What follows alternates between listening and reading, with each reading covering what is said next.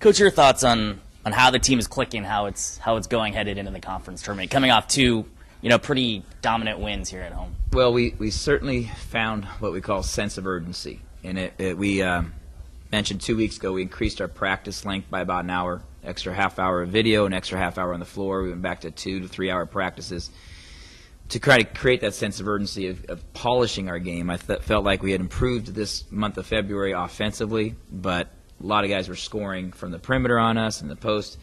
We were working both on our man-to-man and our matchup zone. And finally, I felt like this weekend we put it all together where we were able to play 2 full games with consistency both offensively, defensively, and rebounding, taking care of the ball. So it's perfect timing. We're as pleased as can be because I felt like last year going to the tournament that we had to be a perfect defensive team to win games. And now I think we have some offense that allows us to make a mistake defensively, and then we can still go down and score and cancel out a mistake. Cool. Talk about Riverside. I mean, split the regular season series, have a history with them. Just talk about the rivalry and kind of what challenges the Highlanders present. Well, I think we both put a lot of emphasis on our defense.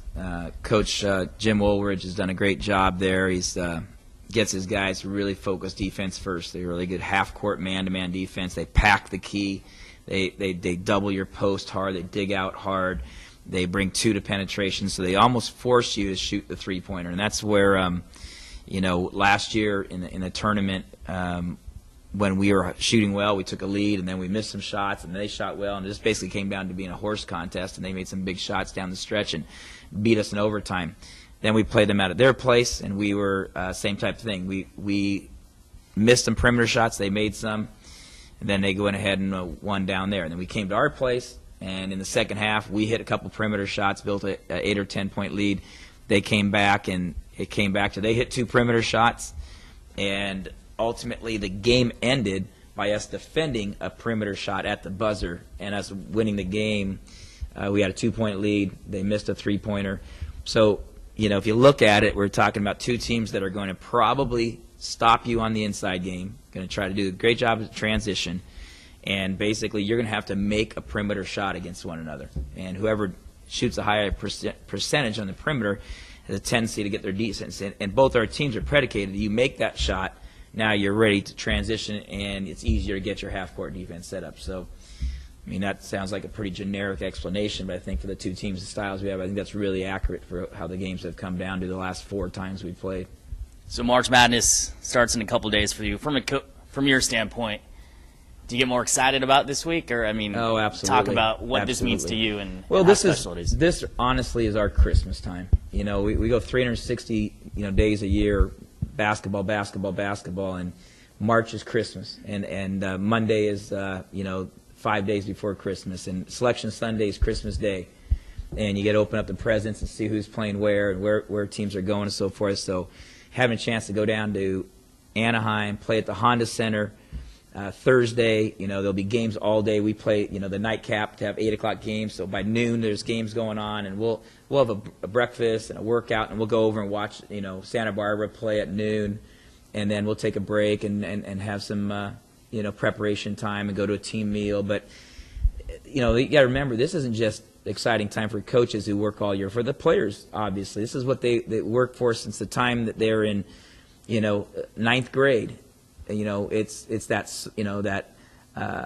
Sports Center song and that one shining moment and the big dance and all the emotions go along with that. And for me to have the opportunity to coach at Cal Poly and come here and go, okay, it's my 3rd year.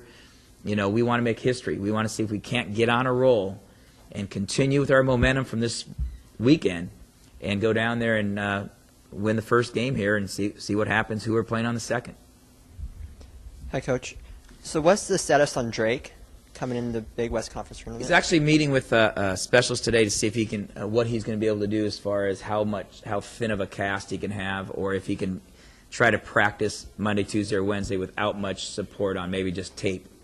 The problem with him, he's okay offensively. He can shoot the ball with his guide hand.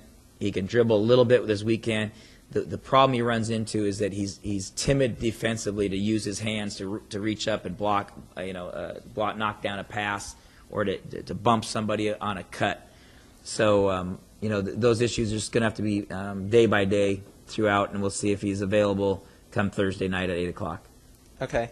And David Hansen got the second team, Big West. Can you go ahead and talk about the contributions he's made to the team over this last 4 years? Yeah, I gave a quote to our sports information director. David Hansen's scoring and rebounding are important to our success, but it's David Hansen's leadership, passion, and his class to the organization, to the school, university, to our team. That's unmeasurable, because what you see in David is somebody who brings the same attitude every day for 4 years. I've been here 3, but from what I heard his first year as a freshman, he comes in with a smile and some passion and some sincerity that makes everybody else feel good around him. That this is important. It's important to have guys in your program that bring positive energy. I don't care what kind of program it is. I don't care if it's you're in the military, or you're in a book club, or you're teaching at a school, or you're working at a corporation.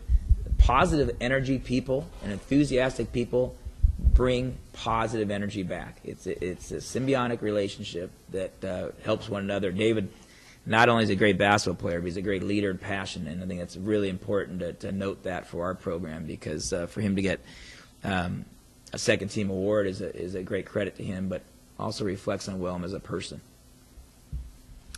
You were talking about UC Riverside earlier and how the perimeter game's been key to the last 4 matchups you guys have had against them. So does that mean that you're thinking that Dylan Royer might be your not-so-secret weapon? How does he play into your game plan that way? Well, it's interesting, because with that, I was mentioning, we talked in our coaches' meeting, is that, or actually it was the press conference this morning, that they asked about, are you going to be able to get Dylan Royer more shots? And the part with getting Dylan Royer more shots is that if somebody's going to guard Dylan that tight that he doesn't get shots, that means you're not digging down and helping.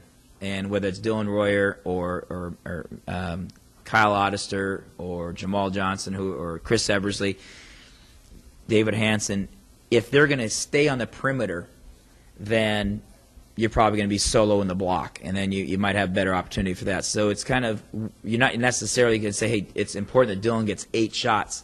Having him get 8 shots that are closely guarded doesn't help us out. If he gets, the other night, you can see that he didn't have shots until they were open. Once they started doubling down a little bit, and all of a sudden, Donahue kicked one out to him, Eversley kicked one out to him, and now all of a sudden you lose them, and it's an inside-out game. We still want to establish that inside. Now, once you start helping inside, now Dylan Royer is wide open. You're going to have to pay for it, because he doesn't miss many of those wide-open shots. Sure. Talking about another player, Amari Furman was coming into the season. A lot of people thought he might be a key to your team. Second half of Big West Conference, he hasn't been putting up a ton of points. But do you expect him to put up more points in the Big West tournament, or is he leading in other ways? No, I think that he's actually it's just the opposite of them. I thought he played his best half of the year the other night. I thought the first half he was a little bit too aggressive. He shot the ball early in the shot clock. He shot a little bit too much perimeter shot. He settled early in the first half against Pacific. And then the second half, we reversed the ball, and Mari had 2 outstanding drives in the second half of the Pacific game that were key to our success, because now you got shooter, you got a post-up guy, and you got a drive guy that can drive and find somebody, drive and finish. And he had 2 great drives off the glass, one top down to the left, one top down to the right. Different hands in place. I think we play best when Amari has 8 or 10 points, what he's averaging. If Mari gets 20 points, it probably means he hasn't got as many other guys involved. And when he's able to get to the free throw line, penetrate, pass, defend, I think that's when we're best. All right. My last question is about how I think you've taken each team and beaten them for about a half of play. You've obviously beaten teams, but you've taken a double-digit lead against Long Beach State in halftime. You outplayed Santa Barbara for the second half in Santa Barbara that we were talking about. Does that give your team confidence that you can play at least 20 minutes and hang in tough with these? I think it's even more than 20. I think there's a lot of games that have been 30, 35 minutes. I mean, sometimes it's simply a 5 to 7 minute period where your defense gets a little squirrely or your offense gets a little inconsistent, and that's what really we've been working on for that month of February, was just trying to become more consistent. Because the game of basketball, you don't have to play really poorly to lose the game. You might play poorly for a 3-minute spurt, and it's a 9-0 run, and you lost the game by 4. So what we're really concentrating on is not having those long periods of breakdown, and I think that's what you saw this weekend. we didn't play great, perfect basketball. Nobody does. But there wasn't any periods that we really played poorly. And nobody got a 10-0 run on us. Vice versa, there were periods where we played great basketball defensively and held the team scoreless for 7 minutes and went on a 10-0 or 12-0 run and put the game away by having 2 spurts. So I do think we have great confidence about that. We feel like we control our destiny. That if we play well for 40 minutes, that we can beat anybody, and we're looking forward to that. And that's the best time of the year, and we appreciate the excitement that goes along with it, and hope to see a lot of you down there. All right, Coach.